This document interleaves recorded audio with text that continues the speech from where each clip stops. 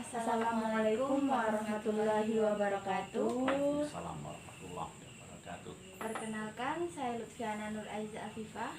Perkenalkan, saya Hikmah Pertiwi. Kami dari Universitas Aisyah Yogyakarta. Mohon maaf sebelumnya ya Pak, sudah mengganggu waktunya Bapak. Maksud dan tujuan kami ke sini untuk mewawancarai Bapak adalah untuk memenuhi tugas mata kuliah Kemuhammadiyahan dan Keaisyahan. Sebelumnya saya ucapkan terima kasih kepada Bapak telah memberikan kesempatan waktu untuk kami. Apakah bisa dimulai Pak? Monggo, silakan. Baik ya Pak. Nama Bapak siapa? Imam Nuryanto. Di mana tempat lahir Bapak? Di sebelah itu ada kampung Lapungan namanya, Mulyajati, Bambang Dipuro, Bantul juga. Tanggal berapa Bapak lahir? Tanggal 20 Februari 1957. Tua banget ya. Iya Pak. Di mana wilayah tempat tinggal Bapak? Ini maksudnya Wilayah tinggal sekarang. kalau sekarang? Iya. Sekarang di sini di Bekang, Mulyajati, Bambang Dipuro, Bantul.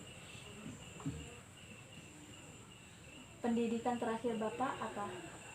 Pendidikan terakhir S2 UNJ. UNJ. Ya. Penelitian dan evaluasi pendidikan. Iya baik Pak. Apa profesi Bapak sekarang? Sudah pensiun. Sudah pensiun, ya, tapi di lingkup sosial ada 3 yang masih kami satu menjadi Ketua Pimpinan Cabang Muhammadiyah Bambang Dipuro, yang kedua Wakil Ketua Majelis Dikdasmen Kabupaten Bantul, dan yang ketiga menjadi pengurus Yayasan Hamalatul Quran Pondok Pesantren Tahfidz Quran. Ini kegiatan untuk masa tua katanya, kalau masih Iya, bisa Pak. berpikir itu biar nggak pikun gitu ya. Bapak sebagai apa kiprah di Perserikatan? Di Perserikatan udah lama ya, sejak tahun 80-an tuh di Pemuda Muhammadiyah, kemudian tahun 90 awal itu di Pimpinan Cabang Muhammadiyah, kemudian setelah tahun 95-2000 Sekretaris Majelis Dikdasmen Kabupaten Bantul, kemudian 2000-2005 Ketua Majelis Dikdasmen Kabupaten Bantul, 2005 sampai 2015 itu Wakil Ketua PDM Bantul, sampai sekarang masih tinggal di Majelis Dikdasmen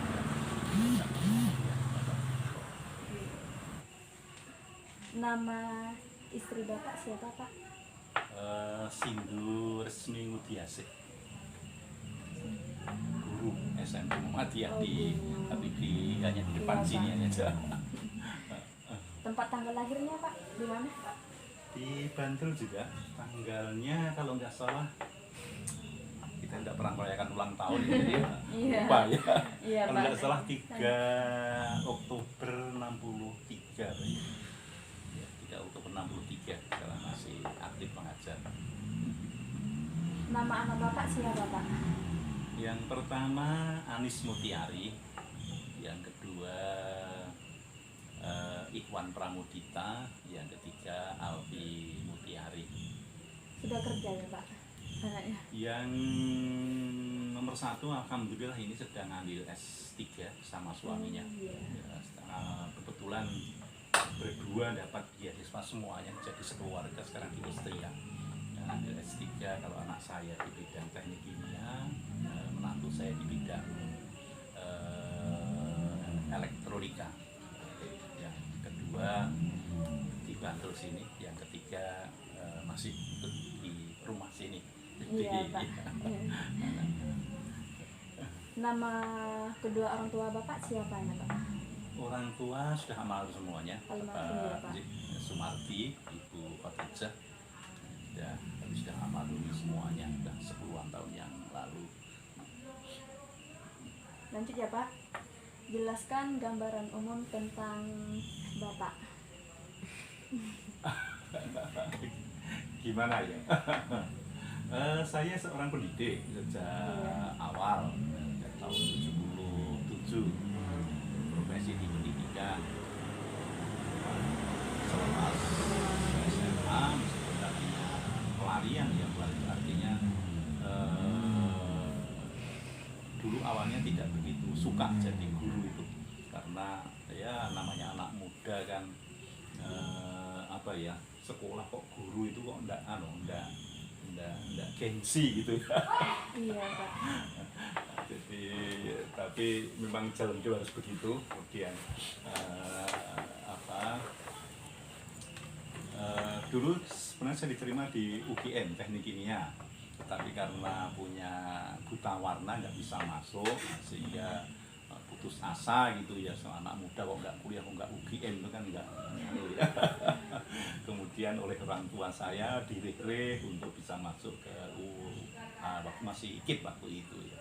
IKIP kuliah 4 tahun 4 bulan, kemudian ada PGSLP, itu ikatan dinas. Waktu itu anak muda dapat uang 11.000 itu sudah seneng banget. Berdapat karena ini biaya 11.000, langsung kerja, kita pindah ke PGSLP. Kemudian karena ikatan dinas langsung ditempatkan, tapi karena di luar Jawa kita nggak betah dan ingin masih belajar lagi. Tahun 80 saya keluar kuliah lagi di jurusan kimia, menyelesaikan ya, kemudian ya ditugaskanlah di guru tapi Kementerian Agama, mulai dari Madrasah Sanawiyah pertama di Tondowulo, kemudian di Mansab Kedadi, kemudian kepala sekolah pertama setahun 93, usia masih sangat muda, di pondok pesantren Asifah Muhammadiyah, ada MTS Muhammadiyah Batang. Saya diminta menjadi kepala sekolah di sana. Setelah itu ya beralih tugas, pindah menjadi kepala sampai 8 kali, baik di negeri atau di swasta. Pernah di MTS Bantul Kota, pernah kasih di Kanwil, pernah Iman 2 di Jakarta, pernah di Mampu Harjo, di Mansab Kedadi. Yang terakhir dibantukan di pondok pesantren Amal Quran, ada madrasah aliyahnya, sampai pensiun 4 tahun yang lalu. Tapi oleh yayasan saya masih diminta untuk ya jadi sesepuh gitu, karena para pengasuh itu saya ketika dia masih belajar di MTS Muhammadiyah Asifah Babang Lipuro. Dia sudah belajar di Mesir, di Madinah, mendirikan pondok. Saya diminta untuk menjadi sesepuhnya sampai sekarang. Lanjut ya, Pak. Sekarang latar belakang keluarga dan pendidikan. Sebutkan tempat dan tanggal lahir Bapak. Udah. Tempat tanggal lahir Bantul 20 Februari 1957. Ya, Pak. Sebutkan nama orang tua, nama ayah dan ibu Bapak. Bapak saya almarhum Haji Sumarti, ibu saya yaitu Khadijah.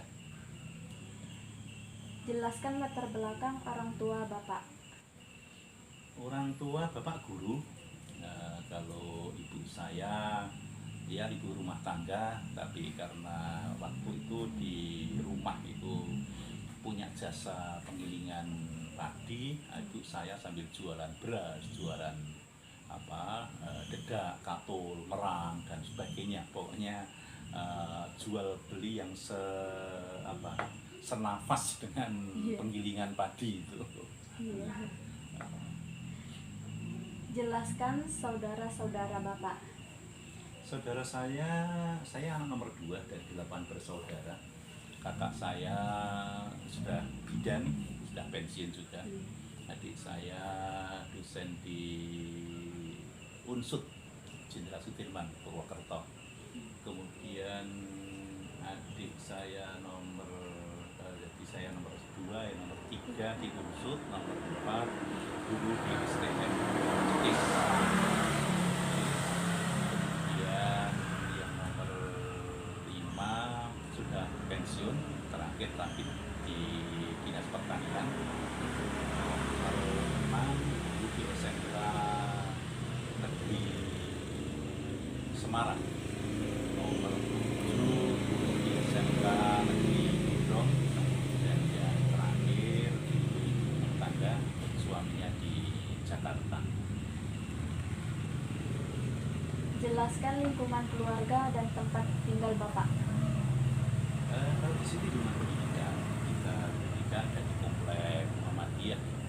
Ini apa, sebelah utara kita itu ada PAUD dan TK ABA, ada musola. Depan kita ini SD Muhammadiyah dan di sebelahnya SMP Muhammadiyah. Jadi di sini dikenal lingkungan kita sebagai lingkungan perguruan Muhammadiyah di Mabanglipuro. Iya. Jelaskan pendidikan yang ditempuh Bapak. Pendidikan SD biasa, SMP, kemudian mulai SLTA-nya itu berpindah. Nah, saya sampai kelas 3 di STMA, sekarang namanya SMTI, Sekolah Menengah Teknologi Industri. Itu milik Departemen Perindustrian di Jalan Kusuma Negara. Tapi kelas 3 saya pindah ke SMA Muhammadiyah Bantul waktu itu.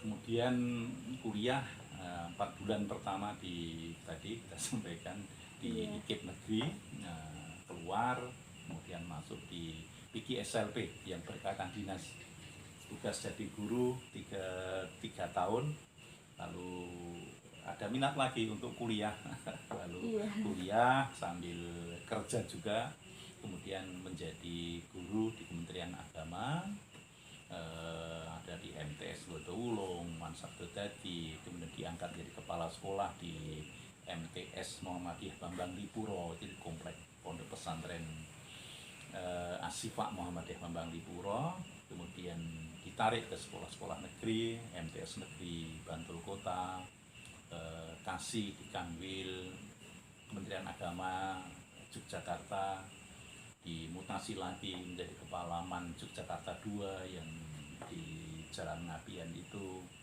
kemudian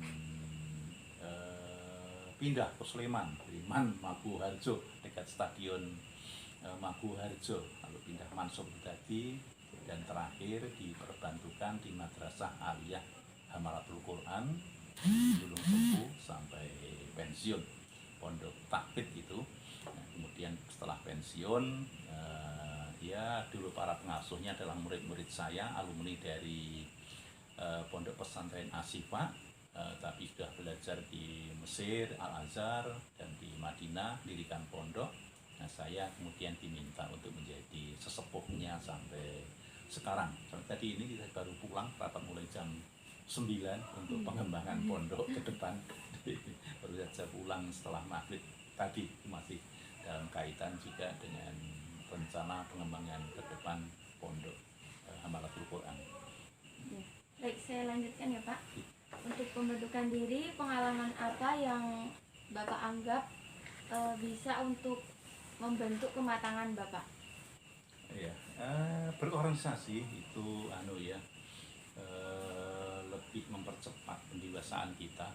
Kemudian kita juga diajak untuk berpikir logis, diajak untuk bekerja sama dengan orang lain, diajak untuk bisa saling menghargai dan mengasah pendapat orang lain.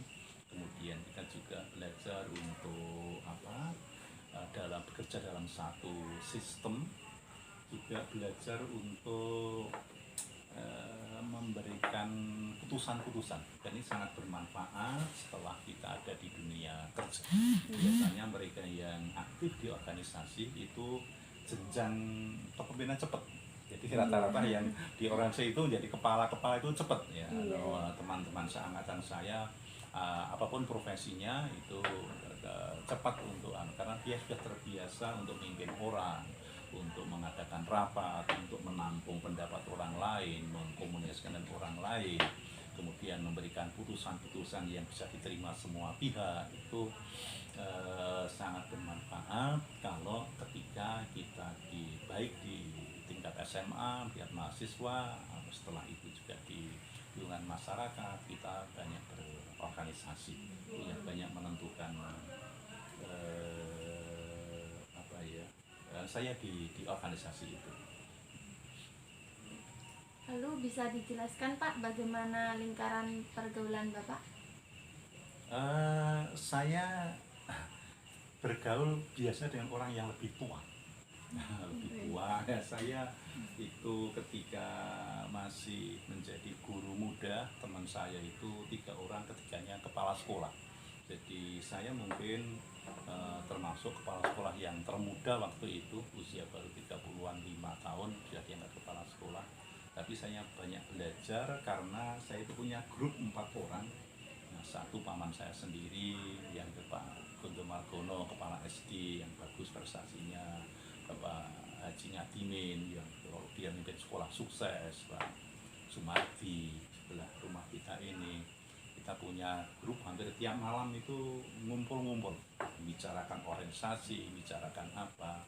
Nah, jadi selain berorganisasi, saya belajar dari orang-orang yang lebih tua sehingga mungkin saya lebih cepat matang daripada usia yang Selanjutnya tentang kiprah persyarikatan, bisa dijelaskan bagaimana awal mula kiprah Bapak dalam persyarikatan? Awalnya saya sejak SMA itu tertarik di PII, Pelajar Islam Indonesia. Karena di PII ini pengkaderannya lebih matang, stratanya itu lebih terukur, juga kemandiriannya lebih dibandingkan dengan orto yang ada di Muhammadiyah. Jadi saya waktu itu membandingkan misalnya anak IPM misalnya. Anak IPM itu menurut teman-teman kami waktu di PII itu manja. IPM itu kan sudah punya masanya sudah jelas, pokoknya setiap pelajar anggota IPM, dana juga sudah disiapkan, masuk tarik dana, sehingga tantangannya itu kurang. Nah, ketika saya masih muda SMA itu saya tertarik di PII, kemudian HMI. Nah, tapi setelah itu saya masuk di Pemuda Muhammadiyah. Di Muhammadiyah itu lebih banyak jaringan untuk dakwahnya.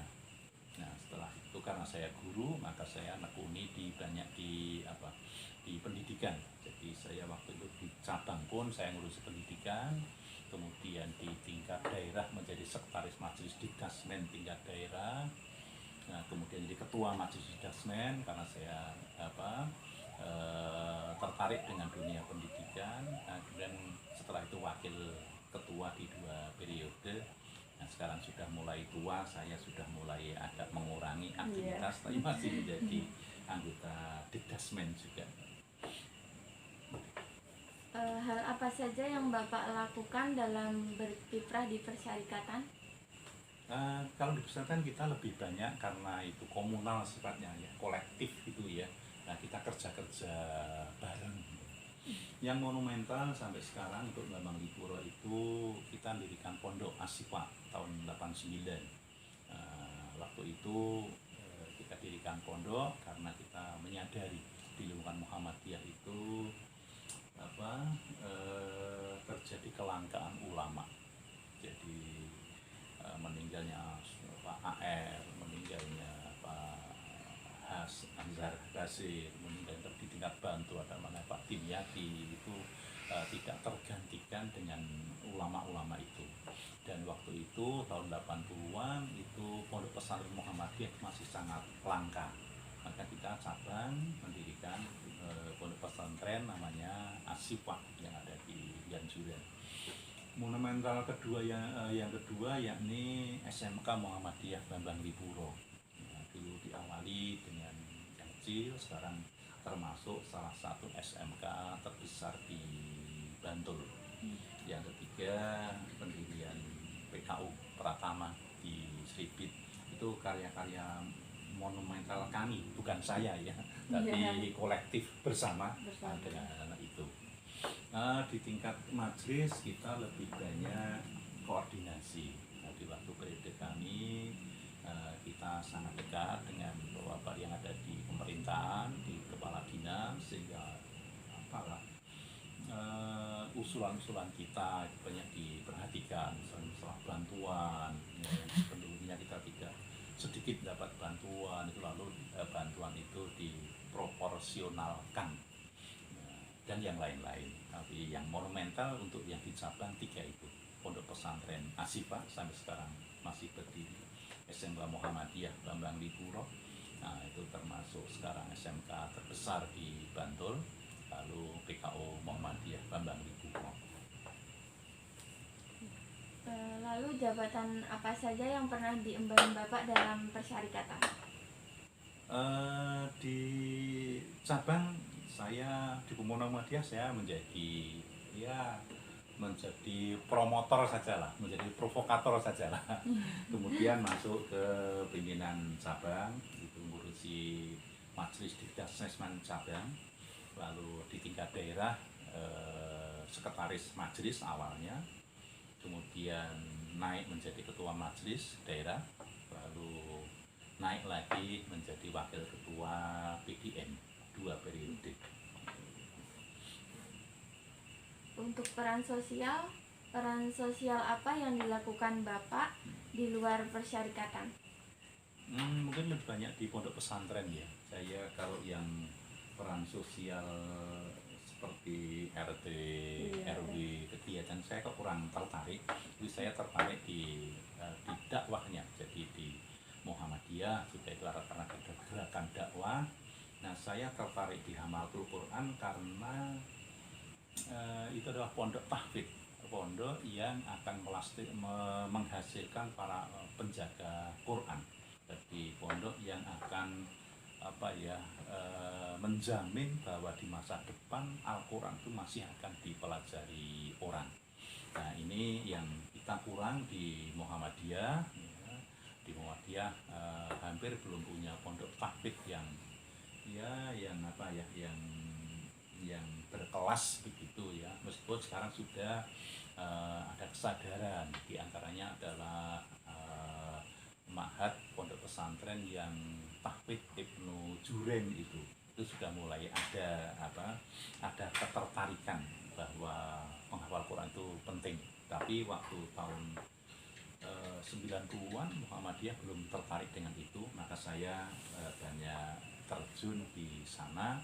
Nah, saya pikir gerakan dakwah itu harus ada yang menjaga Al-Qur'annya, dan itu kita temukan di anak-anak kami yang memang mengelola pondok tahfidz Quran.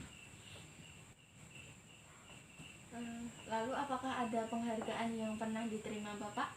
Kalau ada, bisa disebutkan mungkin Pak? Penghargaan ya namanya guru, kepala sekolah, ya banyaklah itu. Yang paling mungkin guru kepala sekolah berprestasi tingkat nasional itu pada 2010 kita diundang ke Jakarta ikut Hari Amal Bakti, istilahnya hari ulang tahun Kementerian Agama. Itu para juara-juara teladan masing-masing tingkat, jadi mulai dari kepala MI, kepala RA, kepala MTS, kepala Aliyah, pengawas tingkat SD, pengawas itu yang juara satunya diikutkan dalam upacara itu. Ya, kalau penghargaan lain ya, keikutsertaan lah kebiasaannya. Jadi ada pelatihan, ada itu hanya sekitar itu saja. Baik Pak, itulah yang bisa kami wawancarai. Jika ada kesalahan dalam mewawancarai, kami mohon maaf. Kami ucapkan terima kasih banyak ya Pak. Kami akhiri. Assalamualaikum warahmatullahi wabarakatuh. Waalaikumsalam warahmatullahi wabarakatuh.